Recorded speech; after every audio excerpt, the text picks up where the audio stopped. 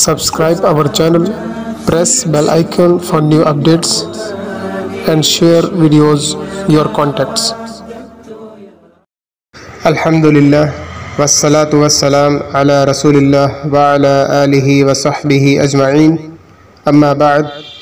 أعوذ بالله من الشيطان الرجيم. بسم الله الرحمن الرحيم. الذين يحملون العرش ومن حوله يسبحون بحمد ربهم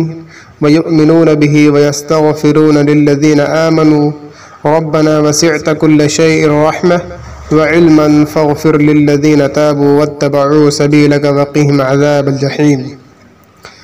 رب اشرح لي صدري ويسر لي أمري واحلل عقدة من لساني يفقهوا قولي. ناظرین کرام، میں نے سورہ مومن سورہ نمبر 40 آیت نمبر 7 پڑھی ہے. اس کی مناسبت سے میرا عنوان ہے کہ کون خوش نصیب لوگ ہیں جن کے لیے فرشتے دعا کرتے ہیں. آئیے ہم جانتے چلیں کہ ایسے لوگوں کے بارے میں جن کے لیے فرشتے دعا کرتے ہیں، اور یہ سمجھ لیں کہ بہت ہی زیادہ خوش نصیب لوگ ہیں وہ جن کے لیے فرشتے دعا کر رہے ہیں. کیونکہ سب سے پہلی بات تو یہ ہوئی کہ اللہ رب العالمین کے نزدیک ایسے لوگ پسندیدہ ہوئے. دوسری بات یہ پتہ چلی کہ فرشتے ان کے لیے دعا کر رہے ہیں، یعنی فرشتے اللہ رب العالمین کے سامنے جا کر کے اس انسان کے بارے میں بتاتے ہیں، جبکہ اللہ سب کچھ جانتا ہے، لیکن اللہ کے حکم کے مطابق فرشتے اپنے کام کر رہے ہیں. اس لیے ہر وہ انسان خوش نصیب ہے جو ان لوگوں کی لسٹ میں ہے، یعنی جو لوگ فرشتے جن کے لیے دعا کرتے ہیں وہ لوگ خوش نصیب ہیں. اور جن کے لیے فرشتے دعا کر دیں اور فرشتے ان کی دعا پر آمین بول دیں تو یہ بہت بڑی خوش نصیبی ہے. الحمدللہ اللہ سے دعا ہے کہ اللہ رب العالمین ایسا متقی، پرہیزگار اور بہترین مومن ہمیں بھی بنا دے، آمین. آئیے ہم جانتے چلیں کہ کون کون لوگ ہیں جن کے لیے فرشتے دعا کرتے ہیں اور ان کی دعا پر آمین بولتے ہیں. سب سے پہلے ہمیں پتہ چلتا ہے، یہ المعجم الاوسط للطبرانی کی حدیث ہے، جلد نمبر 5 صفحہ نمبر 204. یہ حدیث صحیح ہے، جس میں اللہ کے نبی صلی اللہ علیہ وسلم نے فرمایا کہ جب کوئی انسان رات میں سوتا ہے وضو کر کے تو ایک فرشتہ اس کے لیے مقرر کر دیا جاتا ہے اور وہ فرشتہ اس کے لیے رات بھر دعا کرتا رہتا ہے. یعنی اس حدیث سے پتہ چلا کہ خوش نصیب انسان ہے وہ جو رات کو وضو کر کے سوئے، اور وضو کرنے کے بعد بھی اللہ رب العالمین اس انسان کے لیے ایک فرشتہ مقرر کر دیتا ہے جو اس کی حفاظت کرتا ہے، اور وہ فرشتہ اس کے لیے رات بھر دعا کرتا رہتا ہے. بہت ہی زیادہ خوش نصیب ہیں وہ لوگ جن کے لیے فرشتے دعا کر رہے ہیں. ہمیں بھی چاہیے کہ ایسے نیک عمل ہم بھی کریں اور ہم بھی فرشتوں کی دعاؤں میں، ان کی آمین میں انشاءاللہ شریک ہوں. تو یہ بہترین لوگوں میں سے ایک بہترین صفت ہے. اسی طریقے سے دوسرا وہ شخص جو محمد صلی اللہ علیہ وسلم پر درود پڑھتا ہے، اس پر بھی اللہ رب العالمین 70 فرشتے مقرر کرتے ہیں اور وہ 70 فرشتے اس انسان کے لیے دعا کرتے ہیں. یہ صحیح بخاری کی حدیث ہے، صحیح بخاری حدیث نمبر 3370. کعب بن عجرہ رضی اللہ عنہ کہتے ہیں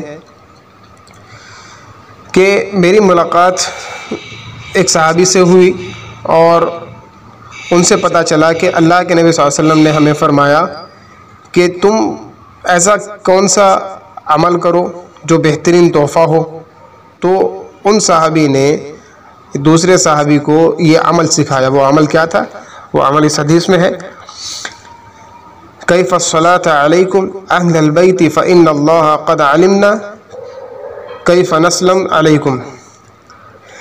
یعنی پتہ چلا کہ آپ صلی اللہ علیہ وسلم سے پوچھا گیا، یا رسول اللہ ہم آپ پر اور آپ کے اہل بیت پر کس طرح درود بھیجا کریں. تو اللہ کے نبی صلی اللہ علیہ وسلم نے سکھایا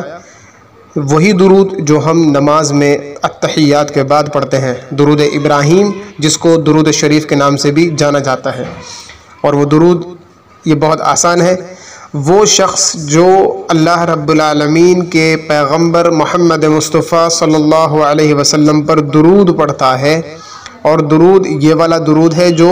ہم نماز میں التحیات کے بعد پڑھتے ہیں، اللہم صلی علی محمد وعلی آل محمد کما صلیت علی ابراہیم وعلی آل ابراہیم انک حمید مجید، اللہم بارک علی محمد وعلی آل محمد کما بارکت علی ابراہیم وعلی آل ابراہیم انک حمید مجید۔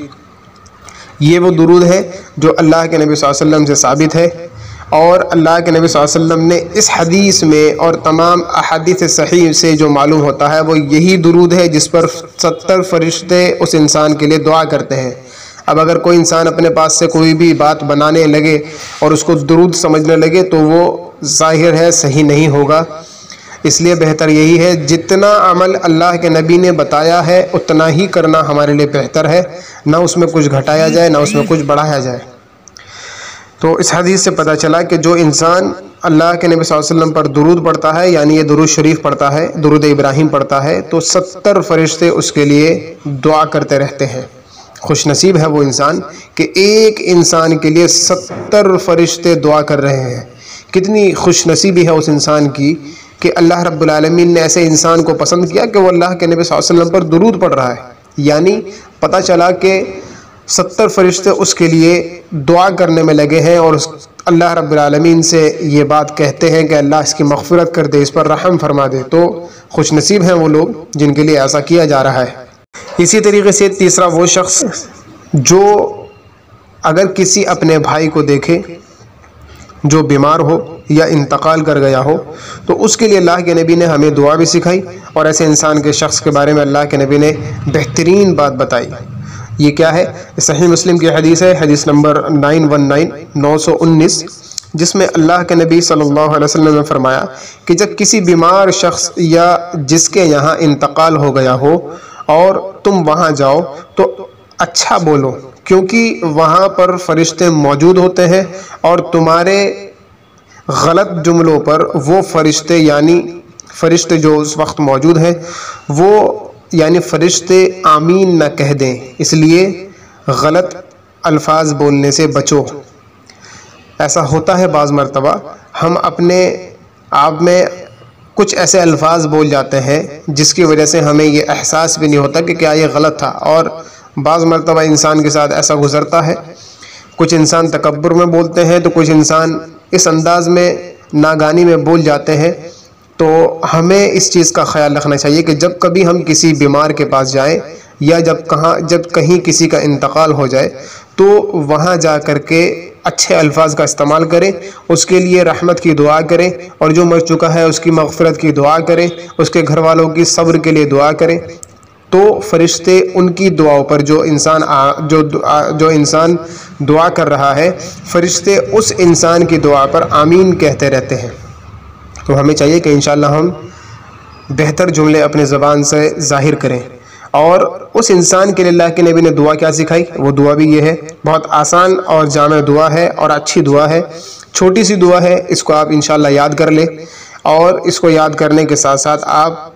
ہر اس انسان کے پاس جہاں آپ کسی بیمار انسان کے پاس جائیں، اس کی بیمار پرسی کے لیے، اس کی تیمارداری کے لیے، تو اس سے جا کر کے ملیں، اس کی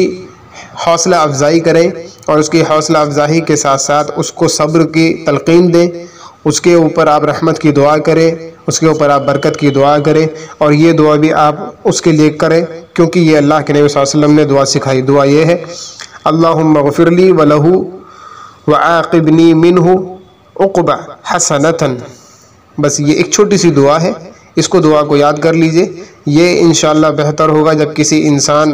ایسے شخص کے پاس آپ جائیں جو انسان بیمار ہو، یا ایسے کسی گھر میں آپ جائیں جہاں انتقال ہو جائے، تو اس انسان کے لیے یہ دعا بھی کریں، اور اس کے گھر والوں کو صبر کی تلقین اور اس کے گھر والوں کے لیے اس کے لیے رحمت اور برکت کی دعا کریں۔ تو اس حدیث سے پتہ چلا کہ ہمیں چاہیے کہ ہم ایسے عمل جو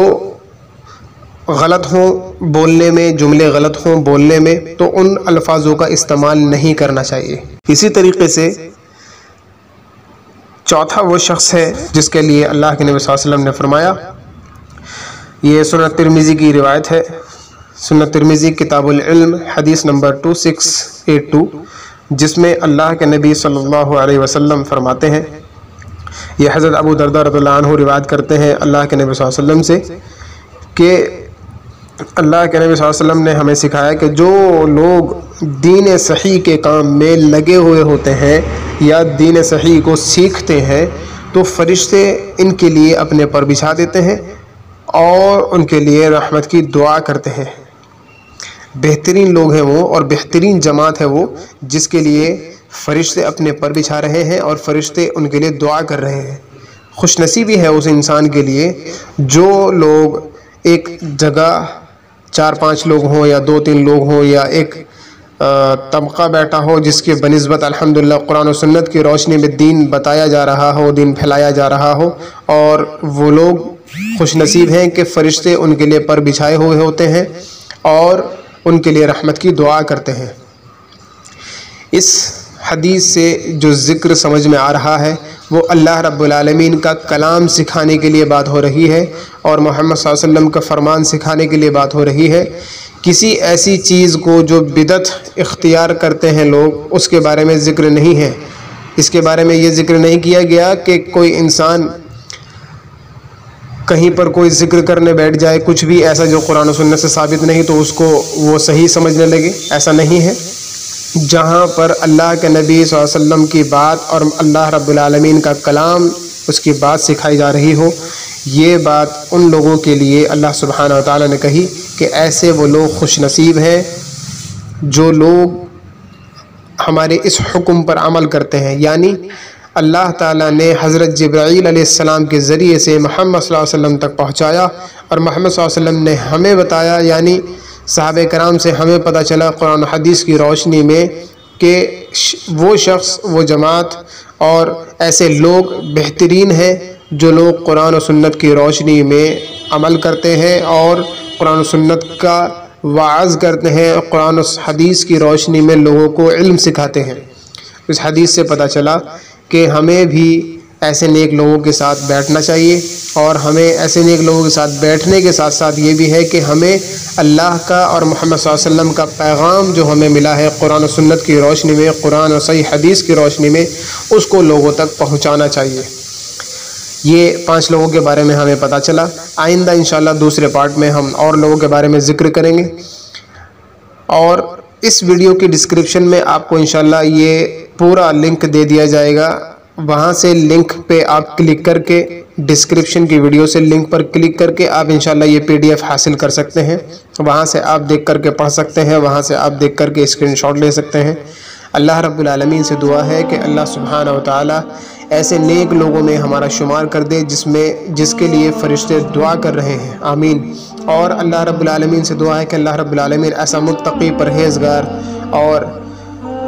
بہترین مومن ہمیں بنا دے جس کے لیے اللہ رب العالمین اس سے راضی ہو جائے، آمین۔